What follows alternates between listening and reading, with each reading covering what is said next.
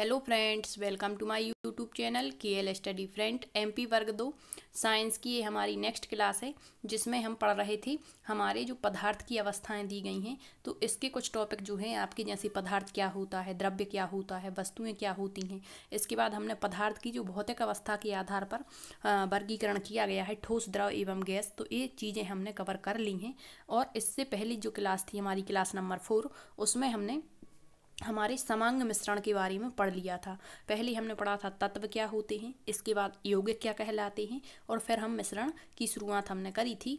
तो यहाँ पर जो है समांग मिश्रण हमने पढ़ा हुआ था। अब समांग मिश्रण बहुत बड़ा टॉपिक हो जाता है, क्योंकि जो समांग मिश्रण है इसमें आपके कई प्रकार होते हैं। ठीक है, एक तो संतृप्त आपका विलयन, विलयन आ जाता है। फिर विलयन में आपका विलेयता क्या होती है, विलायक क्या होते हैं, विलेय पदार्थ क्या कहलाते हैं। फिर इसके बाद संतृप्त विलयन, असंतृप्त विलयन, अति संतृप्त विलयन क्या होते हैं। तो ये सारी चीज़ें हमने देख ली थी। आज के सेशन में हम पढ़ेंगे विषमांग मिश्रण क्या होता है। तो ये तो छोटा सा ही टॉपिक है विषमांग मिश्रण, लेकिन इससे पहले आपको ये पढ़ना पड़ेगा परिक्षेपण, निलंबन, कोलाइड विलयन और वास्तविक विलयन क्या कहलाते हैं। क्योंकि पिछली बार आपका क्वेश्चन पूछा गया था, क्या था क्वेश्चन, कि जो ठोस का ठोस में कोलाइड विलयन है उसको क्या कहते हैं। मतलब ऑप्शन दिए थे, जेल कहते हैं, ठोस सोल कहते हैं, एरोसोल कहते हैं, या फिर पायस कहते हैं। तो ये आपको जानना जरूरी है कि निलंबन क्या कहलाता है, कोलाइड विलयन क्या होते हैं, वास्तविक विलयन क्या होते हैं। तो यहाँ से आपके डीपली क्वेश्चन पूछे जाते हैं। तो आइए स्टार्ट करते हैं अपना सेशन। तो सबसे पहले ये दिया है परिक्षेपण क्या कहलाता है, डिस्पर्सन किसे कहते हैं। तो जब किसी पदार्थ के कण, अब आपको हम बार बार पदार्थ नहीं बताएंगे, अब आप एक एक शब्द से वाकिफ हैं, क्योंकि हमने पदार्थ के बारे में बहुत अच्छे तरीके से पढ़ लिया है। ठीक है, तो जब किसी पदार्थ के कण, अब यहाँ कोई भी पदार्थ हो सकता है, और वो किससे मिलकर के बना होता है, पदार्थ आपके कणों से मिलकर के बना होता है, और इन कणों में आपके अणु हो सकते हैं और परमाणु। तो हमारा अगला जो चैप्टर स्टार्ट होगा वो अणु परमाणु रहेगा, धातु अधातु वगैरह जो आपके टॉपिक में दिए गए हैं। ठीक है, तो जो है कि जब किसी पदार्थ के कण, अणु, परमाणु या आयन दूसरे पदार्थों के कणों के इर्द गिर्द छितरा दिए जाते हैं। मान के चलिए कोई एक पदार्थ है ये, और ये किससे मिलकर के बना है, आपके कणों से। कणों में क्या होगा, अणु और परमाणु से। ठीक है, तो ये तो एक पदार्थ है, और जब दूसरा कोई पदार्थ इसके आसपास हम बिखेर देते हैं, तो यही क्रिया आपकी क्या कहलाती है, परिक्षेपण कहलाती है। अब इसमें दो अवस्थाएं बनती हैं। पहले जो पदार्थ है इसको कहते हैं परिक्षेपित पदार्थ, और दूसरे पदार्थ को कहेंगे परिक्षेपित माध्यम। अब यहाँ पर आपको समझ नहीं आया, कोई बात नहीं, अब हम आगे चल करके जब आपको बताएंगे, बस अभी आपको याद रखना है कि जैसे जो परिक्षेपण होता है वो क्या कहलाता है। तो जब एक पदार्थ के इर्द गिर्द दूसरे पदार्थों को हम बिखेर देते हैं, तो जो पहला पदार्थ होता है वो आपका परिक्षेपित पदार्थ कहलाता है, और जो दूसरा पदार्थ होता है वो परिक्षेपण माध्यम कहलाता है। ठीक है, अब जो परिक्षेपण है इसके परिणाम स्वरूप दो प्रकार के पदार्थों का निर्माण होता है, एक विषमांग पदार्थ और एक समांग। नाम से ही स्पष्ट है, विषमांग का मतलब जिसमें अनिश्चित तत्व मिले होंगे, जिनमें कोई समानता नहीं होगी। लेकिन जो समांग पदार्थ होते हैं इनमें एक निश्चित अनुपात में पदार्थों का मिश्रण होता है, तो वो आपका समांग पदार्थ कहलाता है। तो हम समांग मिश्रण पढ़ चुके हैं और हमने विलयन को भी कंप्लीट कर लिया है। ठीक है, तो यहाँ एक बार फिर से आपको बताएंगे वास्तविक विलयन क्या होता है, और यहाँ पर विषमांग पदार्थ। तो एक क्वेश्चन ये पूछते हैं कि बताइए कौन सा एक विषमांग पदार्थ का उदाहरण नहीं है। ऑप्शन में देंगे, फर्स्ट ऑप्शन दे दिया निलंबन, दूसरा दे दिया कोलाइड विलयन, तीसरा दे दिया विलयन। ठीक है, और चौथा अन्य ऑप्शन दे देंगे। तो यहाँ पर जो आपका निलंबन और कोलाइड है विषमांग पदार्थ हैं। क्यों है, क्योंकि जो निलंबन में आपका जो घोल तैयार किया जाता है उसमें असमान तत्व मिले होते हैं, इनकी समान मात्रा नहीं होती है। इसी तरह से कोलाइड विलयन में होता है। तो ये दोनों क्या हो गए आपके विषमांग पदार्थ। और समांग में आपका विलयन आ जाता है। विलयन में जैसे कह दिया चीनी का घोल जल में, ठीक है, या चीनी का मिश्रण जल में। तो चीनी जो होती है और जो जल होता है इनकी क्वांटिटी हम माप करके और फिर विलयन तैयार करते हैं। तो ये होते हैं आपके परिक्षेपण के परिणाम स्वरूप पदार्थों का निर्माण होता है, और दो प्रकार के पदार्थ यहाँ पर बनते हैं। पहला विषमांग पदार्थ और दूसरा बनता है समांग पदार्थ। अब जो विषमांग पदार्थ है वो निलंबन और कोलाइड होता है, और समांग पदार्थ आपका विलयन कहलाता है। तो आप समझ चुके होंगे कि परिक्षेपण क्या होता है। जब एक पदार्थ के इर्द गिर्द दूसरे पदार्थों को बिखेर दिया जाता है, तो पहला पदार्थ आपका परिक्षेपित पदार्थ, दूसरा परिक्षेपण माध्यम कहलाता है। और परिक्षेपण के फलस्वरूप दो प्रकार के पदार्थों का निर्माण होता है, फर्स्ट विषमांग पदार्थ और सेकंड समांग पदार्थ। विषमांग में आपका निलंबन कोलाइड आ जाता है, और समांग में आपका विलयन आ जाता है। ठीक है, अब देखते हैं निलंबन, कोलाइड और वास्तविक विलयन में परिक्षेपित कणों के आकार जो हैं वो अलग अलग हो सकते हैं। ठीक, अब हम एक एक करके देखेंगे कि निलंबन और कोलाइड क्या है, इनका आकार पूछा जाता है। तो आइए देखते हैं निलंबन क्या होता है। तो छोटे आकार के कणों के पदार्थ, मतलब जो छोटे छोटे कणों से मिलकर के जो पदार्थ बने होते हैं, जो विलायक में घुलनशील। विलायक अब आपको बता दें, फिर से एक बार हम पढ़ चुके हैं, फिर भी आपको बताते हैं। जैसे हमने कहा नमक और जल का मिश्रण, क्या कहा, नमक सॉरी यहाँ पर नमक होगा, नमक और जल का मिश्रण हमने तैयार किया। तो यहाँ पर जो पदार्थ अधिक होगा वो क्या कहलाएगा, आपका विलायक कहलाएगा। जैसे ये जल है तो जल अधिक मात्रा में होगा, और इसमें हम जो नमक को घोलेंगे तो नमक थोड़ी कम मात्रा में घोलते हैं। ठीक है, सेम मात्रा तो इनकी रखते नहीं है। तो जैसे हमने कहा कि यहाँ पर जो नमक और जल का मिश्रण है, इसमें विलायक क्या होगा, तो विलायक होगा जल, जो अपने आप में अन्य पदार्थ को घोल दे, वो विलायक होता है। और यहाँ नमक होगा विलेय। ठीक है, तो यहाँ पर कहा है कि छोटे आकार के कणों के पदार्थ जो विलायक में घुलनशील होते हैं, मतलब जल यहाँ पर हम विलायक के रूप में लेंगे, तो जो पदार्थ हैं वो इस जल में घुलनशील हैं परंतु नग्न आँखों से दृश्य होते हैं, मतलब हम इनको देख भी सकते हैं, निलंबन कहलाते हैं। ठीक है, तो जिनको हम आँखों से देख पा रहे हैं और जो घुलनशील हैं किसमें, विलायक में, वो आपके निलंबन के पदार्थ होते हैं। और यह दो या दो से अधिक पदार्थों का विषमांगी मिश्रण है। तो इसमें दो पदार्थ तो मिला सकते हैं, साथ ही साथ इसमें अन्य पदार्थों को भी हम मिश्रित कर सकते हैं। तो ये कैसा मिश्रण है, अभी हमने पढ़ा निलंबन और कोलाइड विलयन आपका विषमांगी मिश्रण होता है। तो 2 पॉइंट हो गए। इनसे आपका ऐसा क्वेश्चन भी पूछते हैं कि बताइए निलंबन के बारे में कौन सा एक कथन सही नहीं है। ठीक है, तो इनके जो है छोटे कणों के आकार के पदार्थ जो विलायक में घुलनशील हैं, नग्न आँखों से, मतलब साधारण आँखों से हम इनको देख सकते हैं, और दो या दो से अधिक पदार्थों का ये विषमांगी मिश्रण है। फिर दिया है इनमें परिक्षेपित कणों का आकार जो होता है, कण अभी हमने पढ़ा था क्या होते हैं कण में, अणु परमाणु। ठीक है, तो परिक्षेपित जो कण होते हैं जो घुल रहे हैं, उनका जो आकार है ये आपको याद रखना है, मोस्ट इम्पोर्टेंट है। 10⁻⁻5 या इससे अधिक भी हो सकता है। ये कण जो छन्नी पत्र होता है उसके आर पार नहीं आ जा सकते, क्योंकि ये बहुत छोटे आकार के होते हैं, लेकिन इतने छोटे भी नहीं होते कि हम देख ना पाएँ। तो छन्नी पत्र में से भले ही नहीं आ पाते आर पार, लेकिन ये हमें अपनी साधारण आँखों से दिखाई देते हैं। और ये अस्थायी होते हैं। अस्थायी का मतलब है कि ये एक जगह टिक कर नहीं रहते, इधर उधर घूमते रहते हैं ये कण। और इन कणों में परिक्षेपित माध्यम से अलग हो जाने की प्रवृत्ति पाई जाती है। मतलब जो माध्यम होता है, माध्यम हमने पढ़ा, जैसे हमने कहा जल और नमक के मिश्रण में आपका, जैसे हमारा जल और नमक का मिश्रण है मान के चलिए, तो हमने विलयन में क्या पढ़ा था कि यहाँ पर जो नमक होता है वो आपका विलेय पदार्थ होता है और जल विलायक होता है। उसी तरह से आपका जो निलंबन या कोलाइड विलयन होता है उसमें दो चीज़ें होती हैं। क्या होती हैं, एक तो आपका परिक्षेपित माध्यम होता है, क्या होता है, माध्यम, और एक होती है परिक्षेपित प्रावस्था। तो जो प्रावस्था होती है वो छोटी होती है और जो माध्यम होता है वो बड़ा होता है। यहाँ पर हम जल और नमक के मिश्रण से ही एग्जाम्पल लें, तो जल और नमक के मिश्रण में जिस तरह से जल हमारा क्या होगा, यहाँ पर परिक्षेपित माध्यम होगा और नमक जो होगा वो परिक्षेपित प्रावस्था होगी। ठीक है, जैसा यहाँ विलेय और विलायक होता था, ऐसे ही यहाँ पर माध्यम में जो है निलंबन और कोलाइड में आपका परिक्षेपित माध्यम जो अपने आप में अन्य कणों को घोल ले, और जो घुलते हैं कण वो आपकी प्रावस्था में आते हैं। ठीक है, इससे अभी आगे क्वेश्चन बनने वाले हैं तो आप देखेंगे। जैसे यहाँ कहा है कि नदी का गंदा जल, वायु में धुआं, तो जैसे नदी का जल है वो कैसा है, गंदा है।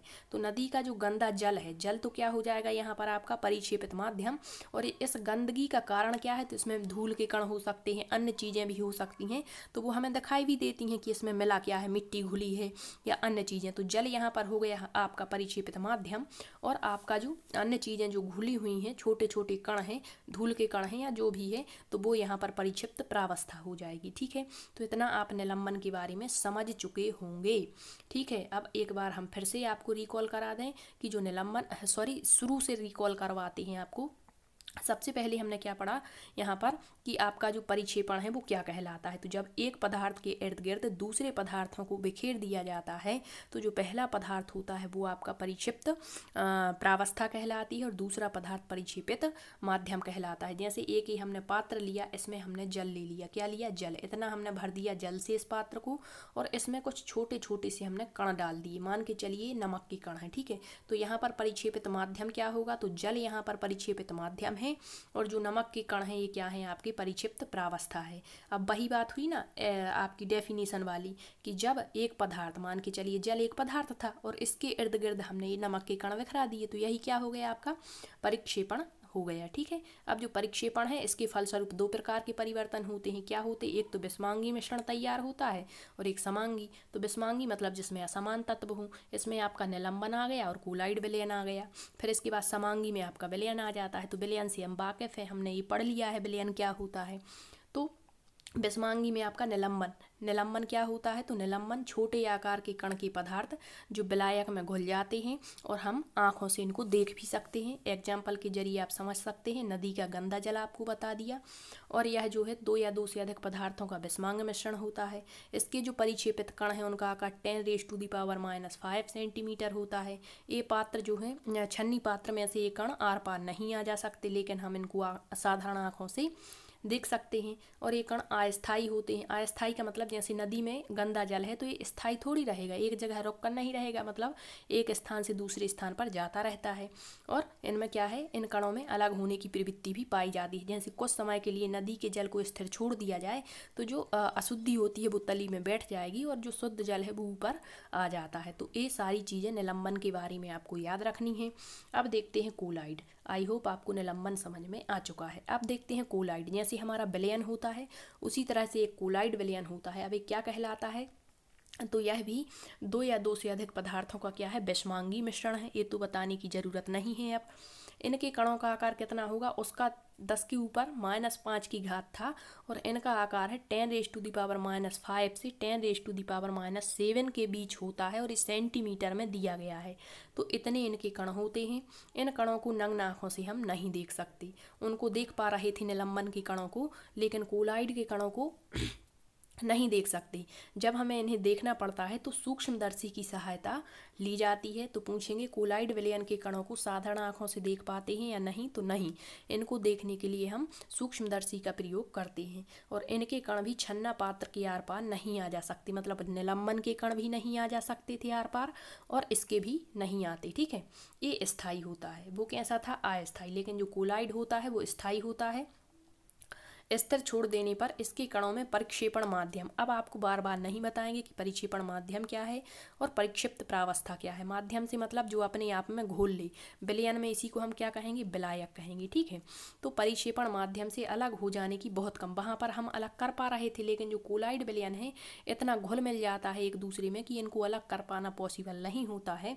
तो ये कण जो है वो स्थायी होते हैं, इनको हम परिक्षेपण माध्यम से अलग नहीं कर पाते, या कर भी पाते हैं तो बहुत कम मात्रा में। ठीक, इसका जो एग्जाम्पल है ये हो जाएगा आपका दूध। जैसे हम दूध में क्या कर दें, जल को मिला दें, क्या कर दें, दूध में जल को मिला दें, तो जल मिलाने पर क्या होगा, यहाँ पर इसको अलग कर पाना संभव नहीं होगा। ठीक है, रक्त हो गया, स्याही हो गई, तो ये सब कोलाइड विलयन की एग्जाम्पल है। आइए अब देखते हैं कोलाइड विलयन में दो चीज़ें वही हमने आपको बताई, वही परिक्षिप्त प्रावस्था और परिक्षेपण माध्यम होता है। जैसे विलयन में हमारा विलेय और विलायक होता है, विलेय और क्या होता था, विलायक। तो विलायक आपका जो अधिक मात्रा में होता है, ठीक है, जिसकी क्वांटिटी अधिक होती है, तो वो विलायक होता है। जैसे जल, और जल में जैसे हमने चीनी घोल दी तो चीनी विलेय पदार्थ हो गई, क्योंकि चीनी कम मात्रा में घोलेंगे जल में। ठीक है, और इनसे जो तैयार होता है घोल वो आपका विलयन कहलाता है। उसी तरह से जो आपकी परिक्षिप्त प्रावस्था है ये कम मात्रा में होती है और परिक्षेपण माध्यम अधिक होता है। यहाँ पर जैसे जल है तो जल परिक्षेपण माध्यम हो गया, और यहाँ नमक या चीनी ले लें तो वो क्या हो गई, परिक्षिप्त प्रावस्था, और इनसे जो घोल तैयार होगा वो आपका कोलाइड विलयन कहलाएगा। ठीक है, तो परिक्षिप्त प्रावस्था दी गई है। कोलाइड विलयन में इनकी मात्रा कम होती है, बिल्कुल आप आसानी से समझ सकते हैं। कोलाइड विलयन में उपस्थित विलेय पदार्थ को ही एक प्रकार से हम क्या कहते हैं, परिक्षिप्त प्रावस्था, विलेय पदार्थ जो घुलता है। जैसे धुएं में कार्बन के कण, तो धुएं में कार्बन के कण, तो धुआं बहुत मात्रा में होगा तो ये परिक्षिप्त माध्यम होगा आपका। लेकिन जो कार्बन के कण है बहुत कम मात्रा में इसमें पाए जाएंगे, तो वो क्या कहलाएगी, आपकी परिक्षिप्त प्रावस्था। अब दिया है परिक्षिप्त माध्यम, तो इसमें कोलाइड विलयन में जो है इसकी मात्रा अधिक होती है और यह यहाँ विलायक होगा, यहाँ विलायक होगा, थोड़ा सा मिसप्रिंट है, तो विलायक। तो ये क्या कहलाता है, परिक्षेपण माध्यम। जैसे यहाँ कहा गया है दूध एक पायस है, दूध क्या है, एक पायस है, इसमें दूध परिक्षेपण माध्यम और उसमें उपस्थित वसा परिक्षिप्त प्रावस्था होगी। ठीक है, आइए अब इससे जो क्वेश्चन पूछा गया था पिछली बार पहला ही जो दिया है यहाँ पर आपको कुछ उदाहरण याद रखने हैं, क्योंकि ये जो 8 उदाहरण हैं इनसे एक क्वेश्चन आपका आता ही आता है।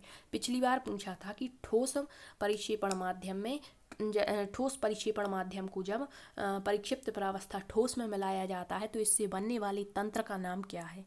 ठीक है, तो आइए देखते हैं। सबसे पहले हमने हमारी भौतिक अवस्थाएं पढ़ ली हैं, ठोस, द्रव और गैस। क्या पढ़ा है? ठोस पढ़ा है हमने, द्रव पढ़ा है और गैस पढ़ा है। ठीक है, तो ठोस, द्रव और गैस में तो जो आपका परिक्षेपण माध्यम होगा वो अधिक मात्रा होगी इसकी, तो इसमें मिलाएंगे ना। जैसे हमने यहाँ पर जल ले लिया, या ठोस पदार्थ के रूप में यदि आपसे कह दें तो यहाँ जैसे हमने ले लिया रंगीन पत्थर। पत्थर कैसा होता है? ठोस होता है। और इसमें हम फिर से ठोस पदार्थ को यदि मिलाते हैं परिक्षिप्त प्रावस्था, तो जैसे रत्न मिला दिया, रत्न, रंगीन रत्न या रंगीन पत्थर, तो इससे जो तैयार होगा वो ठोस सॉल्व होगा। तो आपको इस तरीके से ही याद रखना है कि पहले ठोस वाला लिखेंगे, फिर द्रव वाला लिखेंगे और फिर गैस वाला। और गैस का गैस में कभी विलयन नहीं बनता है, कोलाइड विलयन, बाकी सब में बनता है। तो जैसे कह दिया ठोस का ठोस में कोलाइड विलयन क्या कहलाएगा। फिर दूसरा बनेगा 1 से 3 अवस्थाएं बनेंगी ठोस का ठोस में। फिर आपको याद रखना है ठोस का द्रव में कोलाइड विलयन, ठोस का गैस में कोलाइड विलयन। इसी तरह से द्रव का ठोस में, द्रव का द्रव में, द्रव का गैस में कोलाइड विलयन। फिर इसके बाद आपका गैस का ठोस में, गैस का द्रव में और गैस का गैस में होता नहीं है। ठीक है, तो याद रखेंगे ये कोलाइड विलयन के आपकी कुछ उदाहरण हैं। तो यहाँ पर परिक्षिप्त प्रावस्था आप समझ चुके हैं, परिक्षेपण माध्यम। तो मात्रा किसकी अधिक है यहाँ पर? परिक्षेपण माध्यम की, मतलब ये विलायक होगा। ये जो विलायक होगा ये इसको अपने आप में घोल लेगा, मतलब ये विलेय होता है। तो कोलाइड विलयन में से क्या कहते हैं? परिक्षेपण माध्यम, और इसको कहते हैं परिक्षिप्त प्रावस्था। तो पहले हमने इसी तरह से लिया है ठोस, द्रव और गैस वाला। ठीक है, तो पहले ठोस का ठोस में कोलाइड विलयन, ठोस का द्रव में कोलाइड विलयन, ठोस का गैस में कोलाइड विलयन। तो इतना भी क्वेश्चन पूछ सकते हैं आपसे कि ठोस का ठोस में कोलाइड विलयन किसका उदाहरण है। तो ठोस का ठोस में जब कोलाइड विलयन बनता है तो वो कहलाता है आपका ठोस सोल कहलाता है। और इसके एग्जाम्पल है रंगीन रत्न, रंगीन कांच, रंगीन पत्थर, दूधिया कांच आदि। तो पूछेगा दूधिया कांच किसका किस में कोलाइड विलयन है, तो ठोस का ठोस में है। ठीक है, और इसके तंत्र का नाम है ठोस सोल।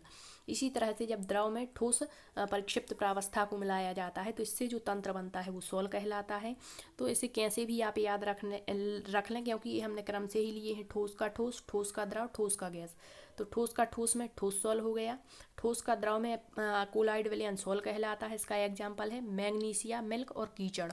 नेक्स्ट है, जैसे यहाँ आपको समझाना है, जैसे कीचड़ है, क्या है? कीचड़ है। तो कीचड़ किस में होता है? आपका द्रव अवस्था में होता है। और इसमें यदि कोई ठोस पदार्थ आकर के मिल जाता है तो जो तंत्र बनेगा वो आपका सोल कहलाएगा। नेक्स्ट है आपका ठोस का गैस में एरोसोल कहलाता है। इसका एग्जाम्पल है धुआं, स्वचालित वाहन का निथार। और पूरा आपका जो टेबल है ये NCERT का है, यहाँ से क्वेश्चन आने की बिल्कुल संभावना है। अब देखते हैं द्रव वाली। तो द्रव का ठोस में जो कोलाइड विलयन है वो जेल कहलाता है। इसका एग्जाम्पल है जेली, पनीर और मक्खन। नेक्स्ट है द्रव का द्रव में कोलाइड विलयन पायस। ए याद रखना, इसी को एमल्सन कहते हैं। इसके एग्जाम्पल हैं दूध, फ्रेश क्रीम। फिर द्रव का गैस में एरोसोल कहलाता है। एक ठोस का गैस में और द्रव का गैस में, ये दोनों एरोसोल होते हैं। इसका है कोहरा, बादल और कुहासा। नेक्स्ट है गैस का ठोस में कोलाइड विलयन फोम कहलाता है। इसके एग्जाम्पल हैं फोम, रबड़, स्पंज और फ्यूमिस। नेक्स्ट है गैस का द्रव में फोम कहलाता है तंत्र, और इसका एग्जाम्पल है शेविंग क्रीम। गैस का गैस में कभी होता नहीं है, और यदि बनाएंगे तो बहुत सारी गैस यहाँ से निकल करके सामने आती है। ठीक है, तो इतने जी 8 एग्जाम्पल आपको कोलाइड विलयन के याद रखने हैं। यहाँ से एक क्वेश्चन जरूर आएगा आपका। ठीक, अब देखते हैं वास्तविक विलयन। हमने निलंबन पढ़ लिया, इसके बाद हमने कोलाइड विलयन पढ़ लिया। अब वास्तविक विलयन वैसे भी ये हम पढ़ चुके हैं। तो जो ट्रू सॉल्यूशन होता है, 2 या 2 से अधिक पदार्थों का समांग मिश्रण होता है, ये समांग होता है। बाकी वो 2 जो थे निलंबन और कोलाइड विलयन वो क्या थे? आपके विषमांग थे। इसमें जो कण हैं वो आणविक आकार वाले होते हैं। इनके कणों का आकार आपको याद रखना है। निलंबन का कितना था? 10⁻⁵। फिर इसके बाद आपके कोलाइड विलयन का कितना था? 10⁻⁵ से 10⁻7। मतलब इनको हम साधारण आँखों से देख पा रहे थे, इनको हम साधारण आँखों से नहीं देख पा रहे थे, इनको सूक्ष्मदर्शी की सहायता थी देखने के लिए। ठीक है, और इसका जो कण है वास्तविक विलयन का वो 10⁻8 सेंटीमीटर होता है। इसके कण परिक्षेपण माध्यम अर्थात विलायक के साथ इस प्रकार घुल मिल जाते हैं कि दोनों को, मतलब वहाँ पर जो निलंबन था उसको हम अलग कर पा रहे थे, मतलब उसकी जो परिक्षिप्त प्रावस्था और माध्यम था उसको हम अलग अलग कर पा रहे थे उनके कणों को। कोलाइड विलयन में नहीं कर पा रहे थे, लेकिन कुछ हद तक संभव था, लेकिन यहाँ संभव ही नहीं। जैसे यहाँ पर हम नमक और जल को घोल दें तो फिर उसके कणों को हम अलग नहीं कर पाएंगे, इतना एक दूसरे में घुल मिल जाते हैं, तो इनको अत्यंत करना मतलब अलग करना कठिन होता है। इसके जो कण होते हैं वो आर पार आसानी से आ जा सकते हैं। सबसे स्थायी और पारदर्शक होता है, मतलब इतना घुल मिल जाते हैं जैसे नमक को हम जल में घोल दें और किसी कांच के गिलास में यदि भर दें तो ये हम उसके आर पार देख सकते हैं। इतने अधिक स्थायी कण हैं और ये पारदर्शक होते हैं। जैसे ये एग्जाम्पल है चीनी का जल में विलयन, नमक का जल में विलयन, तो ये वास्तविक विलयन कहलाते हैं। अब हमने विलयन में विलायक और विलेय आपको बता दिया था क्या कहलाता है, तो अभी बार बार नहीं बताएंगे, आप पुराने वीडियो देख लें, मतलब पिछले वीडियो देख लें, सारी क्लासें आपकी प्लेलिस्ट में डली हुई हैं। अब हम देखते हैं कुछ उदासीन, अम्लीय और क्षारीय विलयन क्या होते हैं। तो जब हम अम्ल और क्षार पढ़ेंगे वहाँ इसकी डिटेल आपको पूरी बताएंगे। बस अभी आप याद रखेंगे उदासीन मतलब ऐसा विलयन जिसमें हाइड्रोजन आयन मतलब H+ आयन और हाइड्रोक्सिल आयन OH आयन जो होते हैं, इनका जो सांद्रण होता है, हमने विलयन की सांद्रता भी आपको पढ़ा दी है, ठीक है, तो आप देख लें एक बार। तो इनका सांद्रण समान होता है तो वो उदासीन विलयन होते हैं। फिर इसके बाद अम्लीय विलयन, ऐसा विलयन जिसमें हाइड्रोजन आयनों का सांद्रण हाइड्रोक्सिल आयनों से अधिक होगा तो वो अम्लीय होंगे, और जब हाइड्रोक्सिल का आयनों का सांद्रण हाइड्रोजन आयनों से अधिक होगा तो वो क्षारीय विलयन कहलाते हैं। तो इतनी चीज़ें आपको याद रखनी है। निलंबन क्या होता है, परिक्षेपण माध्यम, प्रावस्था क्या कहलाती है, इसके बाद कोलाइड विलयन, इसके प्रमुख उदाहरण याद रखने हैं। फिर इसके बाद आपको वास्तविक विलयन, विलेय, विलायक याद रखना है, ठीक। अब संतृप्त और असंतृप्त जो हमने है ये भी हमने पढ़ लिए हैं कि ये विलयन क्या होते हैं, ठीक है। तो संतृप्त विलयन वह विलयन होता है जिसमें जो विलेय पदार्थ होता है वो विलायक में घुल जाता है, ठीक है, और बहुत अधिक मात्रा में घुल जाता है तो वो असंतृप्त विलयन होता है, ये हमने पढ़ा था। अब देखते हैं बिस्मांग मिश्रण, हेट्रोजीनियस मिक्सचर क्या कहलाता है। तो बिस्मांग नाम से ही स्पष्ट है, अब आप खुद समझ चुके होंगे, वह मिश्रण जिसमें विभिन्न भागों में उसके अवयवी पदार्थों का संगठन एवं गुण एक से नहीं होते, इसी को बिस्मांग या असमांग मिश्रण कहते हैं। अपनी भाषा में समझेंगे, अनिश्चित अनुपात मतलब निश्चित नहीं है, मतलब विषम है, ठीक है। अवयवों को मिलाने से बिस्मांगी मिश्रण का निर्माण होता है। इसके प्रत्येक भाग के गुण और उनके संगठन भी अलग अलग होते हैं। जैसे कह दिया बारूद, जैसे कह दिया कुहासा, तो बारूद में कई चीज़ें, कई तत्व स्थित होते हैं। तो मिश्रण हमने पढ़ा हुआ था कि जो मिश्रण होता है वो एक ऐसा अशुद्ध पदार्थ होता है जो 2 या 2 से अधिक तत्वों या यौगिकों के मिलने से तैयार होता है, ठीक। नेक्स्ट है एग्जाम्पल, जैसे लोहा और गंधक का मिश्रण, ठीक है, तो एक ऐसा मिश्रण है, एक बिस्मांग मिश्रण है। बालू और नमक का मिश्रण, धूल कण का हवा में मिश्रण, ये सभी असमांग या बिस्मांग मिश्रण के उदाहरण हैं। अब जो एक असमांग मिश्रण होता है, इसके अवयवी पदार्थों को एक दूसरे से अलग करना समांग मिश्रण की तुलना में अधिक आसान होता है, क्योंकि जो समांग मिश्रण होता है वो एक दूसरे में अधिक घुल मिल जाते हैं, लेकिन इसके जो कण होते हैं वो अलग अलग होते हैं, तो इनको पृथक कर पाना काफ़ी हद तक पॉसिबल हो पाता है, ठीक है। तो इतना ही आज के सेशन में। नेक्स्ट आपका जो टॉपिक दिया है धातु अधातु, उस पर हम क्लास करेंगे। यदि आपको सेशन पसंद आया है तो सेशन को शेयर ज़रूर करें, और यदि आपका कोई क्वेश्चन है तो आप कमेंट्स बॉक्स में पूछ सकते हैं। Thank you.